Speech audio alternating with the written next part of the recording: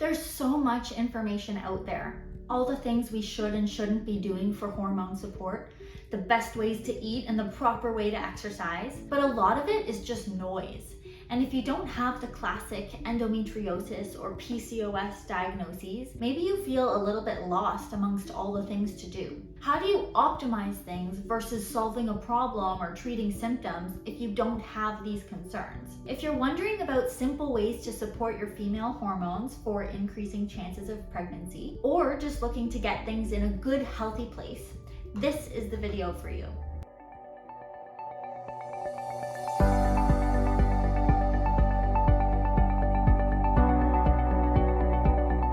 Welcome to part 3 of our fertility series.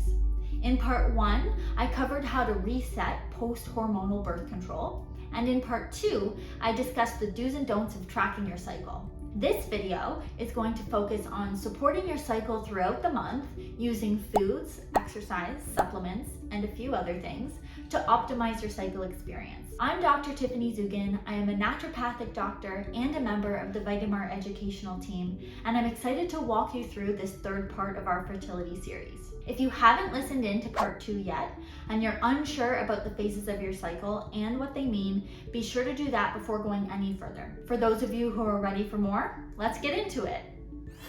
So, as a quick recap, the first 2 weeks of the cycle is the follicular phase, and it's highly reliant on estrogen. The later 2 weeks of the cycle, leading up to the period, is the luteal phase. And this is the time when progesterone is high. A lot of the support we do throughout the cycle is to optimize these hormones and their appropriate changes throughout the month. You're probably wondering how you're supposed to know which of your hormones need support. What exactly are the clues that show your imbalance? There are some fun and insightful ways to classify PMS, and these can tell you which hormones need the most help. Now, because this video focuses on optimizing whether you have a concern or not, I'm going to run through the best lifestyle interventions for general hormone support first. Once we go through food and exercise to support a healthy cycle, I'll go into the specific categories so you can classify your own experience for the supplement portion of the video. I know, you're all on the edge of your seats waiting for that part. As a general rule, a clean, healthy, balanced diet throughout the month is the best long-term support for a healthy cycle. This means incorporating lots of healthy fats, proteins, and carbohydrates. Healthy fats are really key when it comes to hormonal health. Hormones are actually built from cholesterol molecules, and the best way to support healthy cholesterol production is through healthy fats in the diet. My favorites are avocado and raw olive oil. A good amount of fruits and vegetables daily is another great way to support overall health because of the density of nutrients and antioxidants. Nutrient deficiencies alone can cause symptoms that look a lot like hormonal issues and can also exacerbate hormonal issues. The other thing to note here is about carbs. They get such a bad reputation, but we do need them for all sorts of reasons. And in my office with my patients, I often hear that they've reduced carbs or cut them out altogether to try to help their symptoms. This is difficult to do in a healthy way, by the way. Not only does the research not support this, but there's actually support for incorporating more carbs in the later half of the cycle to improve hormonal symptoms or imbalances. Now, this doesn't mean muffins all day, every day for 2 weeks, but it does mean cutting these things out permanently probably isn't doing you any favors. There is a collection of foods classified as phytoestrogens. These are foods that, when they break down, can look similar to the estrogen molecule in the body. This means it can have a modulating effect on the hormones. If certain strong estrogens are too much, these will compete with those molecules. And if we're short on estrogen for whatever reason, these can top you up. Some great foods to support estrogen in the first 2 weeks of the cycle are flax, tofu, and pumpkin seeds. These are my favorite to recommend because they're so gentle and very effective. If you choose flax seeds, it's best to go with ground flax. Other phytoestrogens are peanuts, sunflower seeds, walnuts, parsley, anything with soy, sesame seeds, pepper, grapes, cashews, and alfalfa sprouts. Incorporating more of these foods during the first chunk of your cycle is estrogen supportive. You don't need tons, maybe 1 to 2 tablespoons of the seeds, for example, and they make a big difference. For the second half of the cycle, we can include more progesterone supportive foods, which include sesame and sunflower seeds, beans, broccoli, Brussels sprouts, cauliflower, cabbage, spinach, and pumpkin. Along the same lines, the supplementation we choose to include throughout the cycle generally focuses on the same hormone support. Although with any type of supplementation, there is risks and side effects, so we only intervene when needed. More on supplements later. Now, some women really struggle around their period, whether it's fatigue, pain, headaches, breast tenderness, whatever. Other women don't struggle at all. No symptoms, they have no indication it's coming, it shows up, they still feel good, and they move on. That chunk of women are the lucky ones, and they may not feel the need to adjust their exercise or energy expenditure around their cycle. And that's totally fine. Exercise around the period should be dictated by your personal experience. If you're up to a HIIT workout, great. If not, there's no guilt. Many women experience fatigue around the period, and if that's you, don't push yourself.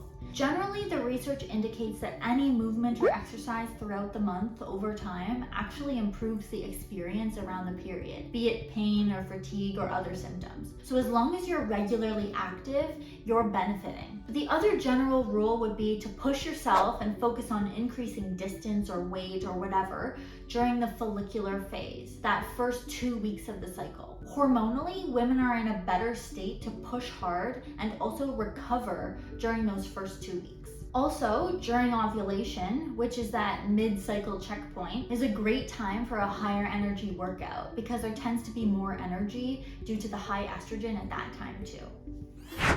Okay, as I said before, there are a few ways to classify PMS, so here goes. The first type is PMS type A. The A here stands for anxiety. It's classified by tension, often nervous or anxious tension, feeling out of control, heart palpitations, cramping, back pain, hostility or irritability, fatigue, mood swings, and foggy thinking. If this sounds like you need some progesterone support. So refer back to earlier in the video when I talked about supportive foods, and stay tuned to hear about supplements that can help. The next type is classified as PMS-C, which stands for craving.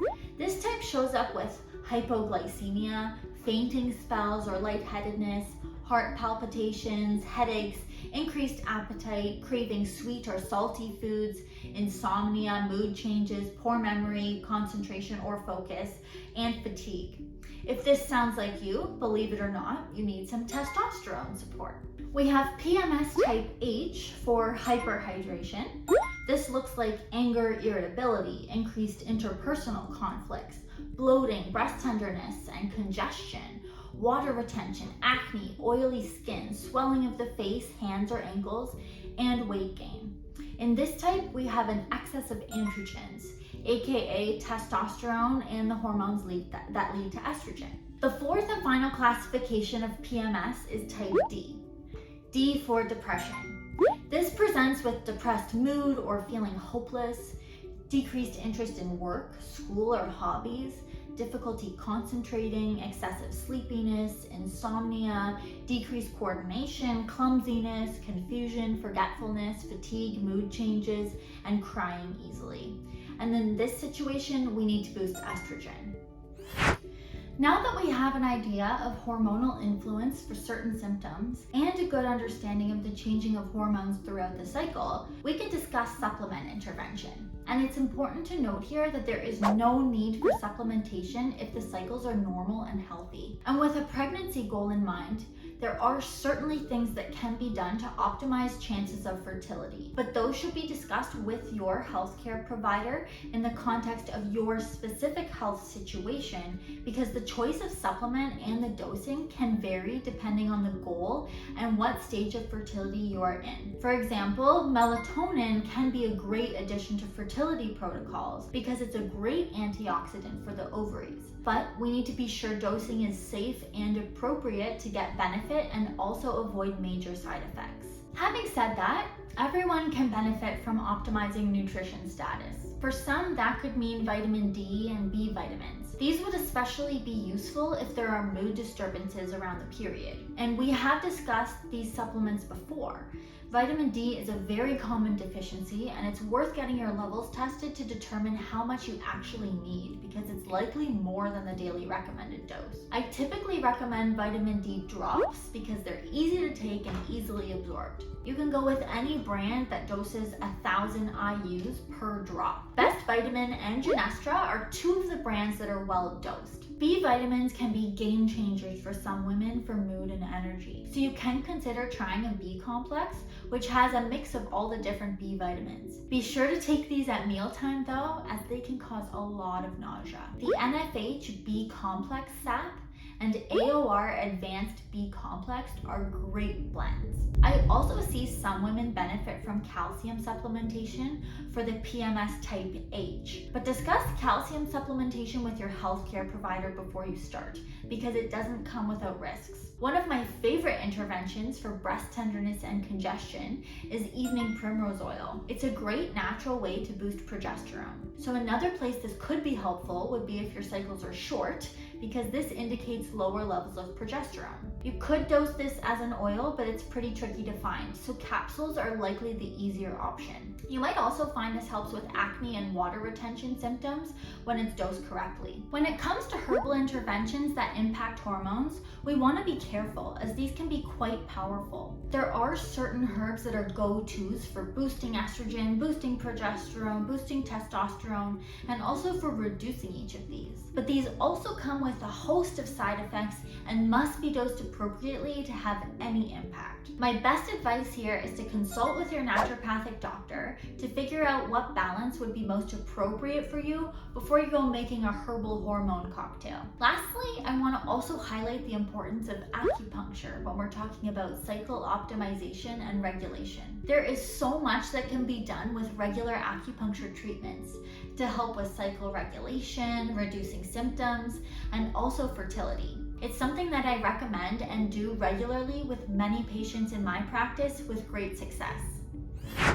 So to recap, a healthy, balanced diet incorporating all macronutrients is a great place to start to improve hormonal health. We can nuance nutritional advice when there are other diagnoses at play. Focusing your high-intensity workouts during that first half of your cycle can be more manageable and more impactful. Be sure that your food and supplements support a good nutrient profile so all the vitamins are in a good range. Consider acupuncture to help your cycles, no matter what phase of reproductive life you are in, and tailor supplementation to your specific needs and goals with a healthcare provider or naturopath like me. Again, I'm Dr. Tiffany Dzugan. I'm a naturopathic doctor and a member of the Vitamart educational team. Thanks for listening to parts 1, 2, and 3 of our fertility series. If you enjoyed them, give us a like and subscribe below. Hopefully you've learned lots about your body, how things work, and why you might be experiencing certain symptoms. Good luck with your hormone balancing, and we'll see you next time.